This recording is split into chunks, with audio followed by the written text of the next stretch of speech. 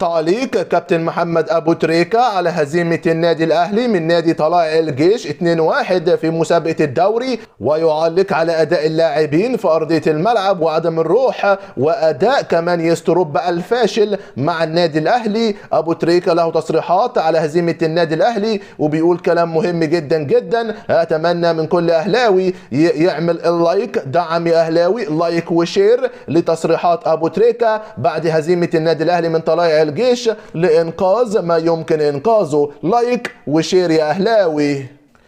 الحقيقة أنا عندي حالة ذهول. النادي الأهلي أداؤه إداريا وفنيا بيعيش مرحلة من الشك ومرحلة من عدم وجود العدالة. ماتش مع طلائع الجيش المفترض ننزل نكسب بهدف واثنين وثلاثة عادي، حتى لما تأخرنا بالهدف الثاني المفاجئ عندنا حوالي نص ساعة نرجع فيها. ما فيش روح، ما فيش غيرة، كلها بتتمشى في الملعب. اللعيبة دي ما تستاهلش أي نوع من المساندة. أرضية ملعب لايقة على مستوانا في أرض الملعب.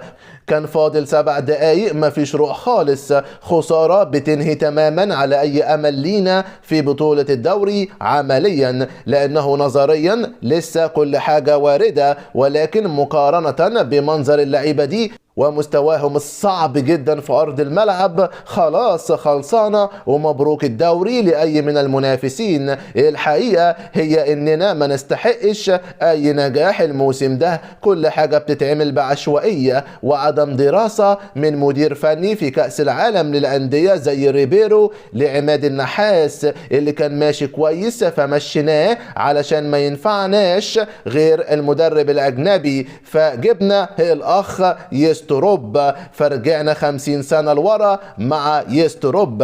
ما بنقدمش غير عك في عك مرورا بالتعاقدات اللي من نوعية كاموش.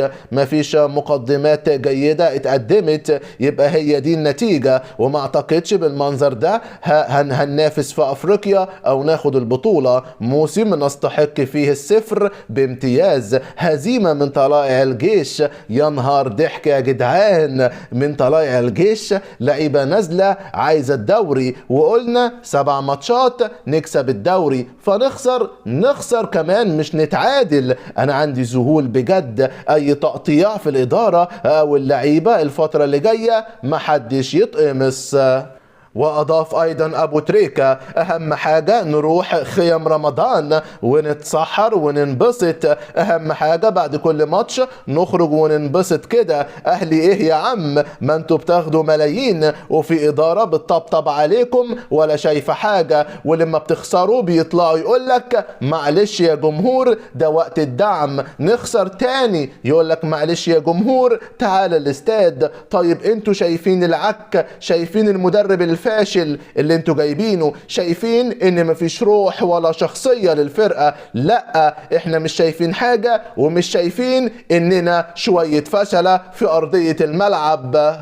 ايه الشكل المقرف ده؟ ايه انعدام الرجولة في ارضية الملعب وقلة الحيلة والعجز؟ شكلكم بائس مثير للشفقة، لا روح ولا مسؤولية ولا احساس ولا احترام للجمهور. يا كابتن وليد اللعيبة دي بتاخد مستحقاتها ليه؟ لعيبة خرجت من الكاس من فريق درجة تانية، خسرانين افريقيا اخر موسم، عملوا ايه؟ يستحقوا مقابله ياخدوا جنيه. هل ده وقت من الموسم بعد يناير يبقى مهاجم الاهلي مروان عثمان ومحمد شريف والمنتهي كاموش؟ لو رحيل يستروب خسارة مالية فبقاء تروب خسارة فنية ومالية. انت لما تخسر الدوري دي خسارة مالية. انت متخيل لو خسرت افريقيا وفنشت الموسم 3 هتلاقي نفسك في الكونفدرالية؟ انت متخيل ان ده معناه ان فرصك في كأس العالم للأندية اللي جاية بتقل؟ وهو كل ده مش كوارث مالية، مش مجرد خسارة شرط الجزائي. كده كده تروب النهاردة بكرة آخر الموسم الراجل ده مش هيكمل، بس هتخسر ايه لحد ما يمشي؟ الكل مسؤول عن المشهد ده والوضع ده، وهو كمان اللي مسؤول انه ينقذ ما يمكن انقاذه.